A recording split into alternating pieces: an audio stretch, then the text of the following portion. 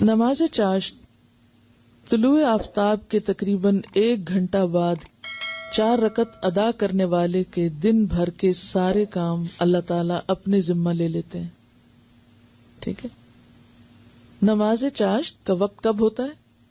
تقریباً 1 گھنٹہ بعد سورج نکلنے کے.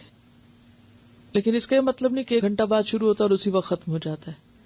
یہ پھر آگے چلتا رہتا ہے جب تک زوال نہ ہو جائے. یہی صلاۃ الضحیٰ ہے.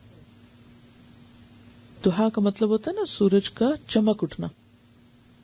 ایک ہوتی ہے اشراق، سورج نکلنے کے تقریباً 15 منٹ بعد، اور اس کا کیا ثواب پورے حج اور عمرے کا کہ اگر کوئی شخص فجر کی نماز کے بعد مصلی پر ہی بیٹھا رہے، ذکر اذکار کرتا رہے، اور پھر تقریباً سورج نکلنے کے 15 منٹ بعد 2 رکعت نماز پڑھ لے تو اس نماز کا اجر و ثواب پورے حج اور عمرے کا ہے. صحیح مسلم کی روایت میں ہے طلوع آفتاب کے تقریباً 2.5 گھنٹے بعد جو نفل ادا کیے جاتے ہیں انہیں نماز اوابین کہتے ہیں. ٹھیک ہے. بالکل قریب میں پڑھیں تو اشراق بول دیتے ہیں، ذرا گھنٹے بعد پڑھیں تو چاشت بولتے ہیں، ضحیٰ جس کو بولتے ہیں، اور 2.5 گھنٹے بعد پڑھیں تو اوابین. اصل میں یہ اشراق چاشت ایک ہی ہے. اگر ذرا پہلے پڑھ لیں تو اشراق ہے، تھوڑا دیر سے کریں تو چاشت ہے. ٹھیک ہے. اصل میں صبح کی نماز ہی ہے، ایک طرح سے سورج طلوع ہونے کے بعد کی نماز ہے بیسیکلی. ذرا دھوپ بلند ہو جائے تو وہ ضحیٰ ہو گیا. سورج نکلنے کے تھوڑی دیر بعد یعنی 15 منٹ کے اندر پڑھیں تو اشراق کہلائے گی. ذرا تھوڑی تاخیر کرے اور دھوپ خوب چمک اٹھے تو ضحیٰ کہلائے گی. لیکن بیسیکلی ایک ہی نماز ہے، تھوڑا وقت کے آگے پیچھے ہونے سے نام بدل جاتا ہے. رسول اللہ صلی اللہ علیہ وسلم نے فرمایا، اللہ تعالیٰ فرماتا ہے، اے آدم کے بیٹے، خالص میرے لیے 4 رکعتیں، خالص میرے لیے 4 رکعتیں اول دن میں پڑھ، یعنی اشراق کی. میں تجھ کو اس دن کی شام تک کفایت کروں گا، تیرے سارے کام ہو جائیں گے.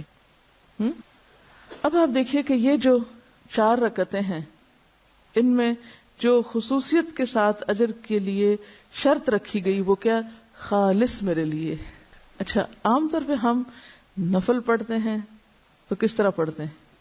جیسے اس روز مجھ سے کسی نے پوچھا جب میں تہجد کی نماز کے بارے میں بتا رہی تھی کہ کیا خیال ہے اگر اس روز یعنی تہجد کے وقت 2 رکعت تحیۃ الوضو کے پڑھ لیے جائیں، 2 حاجت کے پڑھ لیے جائیں، 2 استخارے کے پڑھ لیے جائیں، 2 فلاں کے پڑھ لیے جائیں. تو بات یہ ہے کہ ٹھیک ہے آپ وہ 2 مختلف نیتوں سے پڑھ لیں، لیکن تہجد تو تہجد ہے. اسی طرح جب ہم یہ نفل بھی پڑھتے ہیں تو عموماً ہم کیا کہتے ہیں؟ چلو حاجت کے پڑھ لیتے ہیں یا کوئی استخارہ کر لیتے ہیں، یعنی کوئی نہ کوئی غرض ساتھ لگا لیتے ہیں. برائی کچھ نہیں ہے اس میں، آپ لگا سکتے ہیں غرض، لیکن کوئی عبادت تو ایسی بھی ہو جو کسی غرض کے بغیر ہو، یا نہیں؟ ہاں، اپنی ساری غرضیں اللہ کے سپرد کر دینا اور خالص اس کے ہو جائیں، پھر وہ آپ کی ہر چیز کے لیے کافی ہو جائے گا. اصل میں ہمارا ذہن یہ ہوتا ہے کہ جیسے مختلف چیزیں ہمارے ہاتھ میں ہے نا، ہم یہ کر کے یہ کروائیں اللہ تعالیٰ سے، یہ پڑھ کے یہ کروائیں، اس چیز سے یہ مسئلہ حل کرائیں. لیکن وہ جو ایک مکمل بھروسے کی کیفیت ہے، ایک توکل اور یقین اور ہر غرض سے اوپر اٹھ کے خالص اس کا ہو جانا، اس کا لطف ہی کچھ اور ہے. سمجھے کیا؟ کہ میں یہ صرف اللہ کے لیے اپنے آپ کو خالص کر کے پڑھ رہی ہوں، مجھے کوئی اس کے بدلے دکھاوا نہیں کرنا کہ میں دوسروں کی نظر میں اچھی ہو جاؤں، کہ لوگ سمجھے بہت نفل پڑھنے والا ہے. تو خالص کام اور ملاوٹ والا کام فرق ہے. معاذہ رضی اللہ عنہا نے حضرت عائشہ صدیقہ رضی اللہ عنہا سے دریافت کیا، رسول اللہ صلی اللہ علیہ وسلم نماز ضحیٰ کتنی رکعتیں پڑھتے تھے؟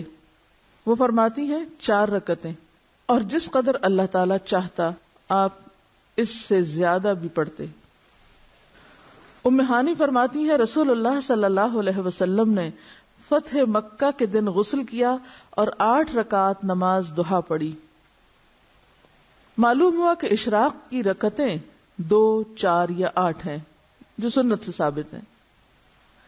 حضرت ابو ہریرہ رضی اللہ عنہ نے فرمایا، مجھے میرے پیارے دوست نبی صلی اللہ علیہ وسلم نے 3 چیزوں کی وصیت کی، جب تک میں زندہ رہوں گا ان کو نہیں چھوڑوں گا. ہر عربی مہینے میں ایام 20 یعنی 13, 14 اور 15 کے 3 روزے, چاشت کی نماز اور سونے سے پہلے وتر پڑھنا. یہ 3 کام کبھی نہ چھوڑوں گا. تو پہلی حدیث سے کیا پتہ چلتا ہے کہ ضحیٰ کی نماز 2 رکعتیں ہے, دوسری سے 4 اور تیسری حدیث سے 8. تو آپ 2 بھی پڑھ سکتے ہیں اور 8 تک بھی لے جا سکتے ہیں, یہ حسب حالات ہے جتنی وقت ہو. یہ 4 رکعتیں یا 8 رکعتیں 2 کر کے پڑھیں گے, یعنی ہر 2 رکعت کے بعد سلام پھیریں گے. ان کا سوال یہ کہ چاشت کی نماز کتنے بجے ہے. دیکھیے کہ بجے کی حدیث میں کسی بھی نماز کا وقت گھنٹوں کے حساب سے یا بجے کے حساب سے نہیں بتایا گیا. اس میں سورج غروب ہونے کے بعد, سورج طلوع ہونے کے بعد, سورج طلوع ہونے سے پہلے, زوال ہونے کے بعد, دن ڈھلنے کے وقت, اس طرح کے اوقات بتائے گئے ہیں تاکہ دنیا میں آپ کہیں بھی ہو تو سورج کے اتار چڑھاؤ سے, آسمان کی روشنی سے اپنا کیلنڈر اور اپنی گھڑی, یعنی آسمان پر سورج کا نکلنا اور غروب ہونا اور ڈھلنا اور اونچا نیچا ہونا, یہ ایک عالمی کلاک ہے. آسمان آپ کے لیے کیا ہے؟ کلاک, اور اس کی سوئی کیا ہے؟ سورج. ٹھیک ہے, تو ساری نمازیں اسی سے کسی نہ کسی طرح جڑی ہوئی ہیں, حتیٰ کہ عشاء کی نماز بھی جب روشنی ختم ہو جائے. ایک بات میں آپ کو پتہ کی بتا دوں دین پر عمل کرنے کے سلسلے میں, جس میں آپ کو بڑی سہولت ہو جائے گی. سمعنا واتعنا, سورج نکلا ہے, ایک نیزے برابر ہوا ہے, پڑھ لو, بس پڑھ لی. 2, 4, 8 بس ٹھیک ہے. اگر بہت ڈیٹیلز میں جائیں گے, اب اگر اگلا سوال آپ کا یہ ہو کہ صورتیں اس میں کون سی پڑھیں, کتنی طویل ہو, سجدے کتنے ہوں, تو مشکل میں پڑھتے جائیں گے. سمپلی ایک بات سنیں اور اس کو جتنی سمجھ آتی وہ کر لیں, اور انشاءاللہ اس میں خیر ہوگی. پس جب آفتاب طلوع ہو کر ایک نیزے کے برابر بلند ہو جائے تو اس وقت نوافل کا پڑھنا نماز اشراق کہلاتا ہے, یعنی تقریباً 15 منٹ کے بعد. زید بن ارقم رضی اللہ عنہ سے مروی ہے, حدیث میں اس نماز کو صلاۃ الاوابین بھی کہا گیا ہے. اوابین کا لفظ اواب سے ہے. اواب کا کیا معنی ہوتا ہے؟ رجوع کرنے والا, بار بار پلٹنے والا. مغرب اور عشاء کے درمیان پڑھی جانے والی نماز کو جس روایت میں صلاۃ الاوابین کہا گیا ہے وہ مرسل ہے, یعنی ضعیف ہے. عام طور پر ہمارے ہاں کیا مشہور ہے؟ اوابین کی نماز مغرب کے بعد پڑھتے ہیں لوگ, جبکہ صحیح حدیث کے مطابق یہ نماز اشراق کی نماز ہے. اور یہ جو بار بار پلٹنے کی بات ہے نا, اب یہ ہے کہ جیسے تہجد کی نماز کے لیے اللہ کے حضور حاضر ہوئے, پھر فجر کی نماز کے لیے پھر پلٹے, تو پھر اشراق کی نماز کے لیے, تو یہ بار بار پلٹنا جو ہے یہی دراصل اواب ہونا ہے.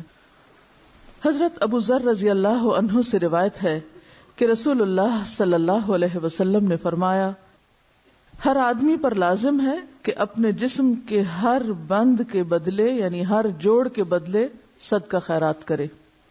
بس ہر تسبیح صدقہ ہے, یعنی سبحان اللہ پڑھنا, ہر تحمید یعنی الحمدللہ کہنا صدقہ ہے, ہر تحلیل یعنی لا الہ الا اللہ کہنا صدقہ ہے, ہر تکبیر یعنی اللہ اکبر کہنا صدقہ ہے, امر بالمعروف صدقہ ہے, اور نہی عن المنکر بھی صدقہ ہے. اور ان سب چیزوں سے ضحیٰ کی 2 رکعتیں کفایت کرتی ہیں. یعنی اگر یہ باقی کام آپ نہ کر سکے کسی مجبوری سے, تو آپ یہ 2 رکعتیں پڑھ لیں تو گویا آپ نے اپنے دن کا صدقہ دے دیا. اور اگر کوئی شخص یہ 2 رکعتیں بھی پڑھے اور اس کے ساتھ ساتھ باقی کام بھی کرے تو لازمی طور پر وہ دوسروں سے آگے ہوگا. عام طور پر جب اس طرح کی حدیثیں ہم پڑھتے ہیں تو ہم سوچتے ہیں چلو ٹھیک ہے, باقی تو چھوڑو, چھٹی, یہ کر لیتے ہیں, یعنی شارٹ کٹ ڈھونڈ کے بس صرف ایک چھوٹا کام کرنے کے لیے تیار ہوتے ہیں. جبکہ صحابہ کرام کی عادت کیا تھی, وہ کیا کیا کرتے تھے؟ اس حدیث کو یاد کریں جس میں آپ صلی اللہ علیہ وسلم کے پاس لوگ آئے اور کہنے لگے, یا رسول اللہ, مالدار لوگ تو آگے نکل گئے, اور پھر انہوں نے کچھ تسبیحات سیکھی اور وہ ادا کرنے لگے. پھر ان مالدار لوگوں کو بھی پتہ چل گیا, انہوں نے یہ نہیں سوچا مالدار لوگوں نے کہ ٹھیک ہے ہم صدقہ خیرات کرتے ہیں تو اب ہمیں اور تسبیح پڑھنے کی یا کچھ اور کرنے کی کیا ضرورت ہے. وہ صدقہ خیرات کے ساتھ ساتھ تسبیح بھی کرنے لگ گئے. تو اس حدیث کا مطلب یہ نہیں ہے کہ ہم تسبیح چھوڑ دیں اور امر بالمعروف اور نہی عن المنکر چھوڑ دیں اور صرف یہ 2 رکعتیں پڑھ کے مطمئن ہو جائیں. یہ بات کہنے کا مطلب یہ ہے کہ ان 2 رکعتوں کا ادا کرنا اتنا اجر و ثواب کا باعث ہے کہ گویا ان ساری نیکیوں کو کر لینا ہے، لیکن وہ نیکیاں اپنی جگہ باقی ہیں، وہ الگ سے کریں گے تو وہ اصل شکل میں ہوگی. جیسے قل هو اللہ پڑھنا 1/3 قرآن کے برابر، اس کو لوگوں نے کیا سمجھا، اور کچھ نہ پڑھو، خالی قل هو اللہ ہی پڑھتے رہو، 3 دفعہ پڑھ لو پورے قرآن کا ثواب ہو جائے گا. اسی طرح حرم میں 1 نماز پڑھ لو، 1,00,000 نمازوں کا ثواب. لیکن وہ 1,00,000 نمازوں کا ثواب یہ تھوڑی ہوتا ہے کہ آپ کی 1,00,000 نمازیں بھی ادا ہو گئی. تو ہر کام اپنی جگہ کرنے سے ہوتا ہے.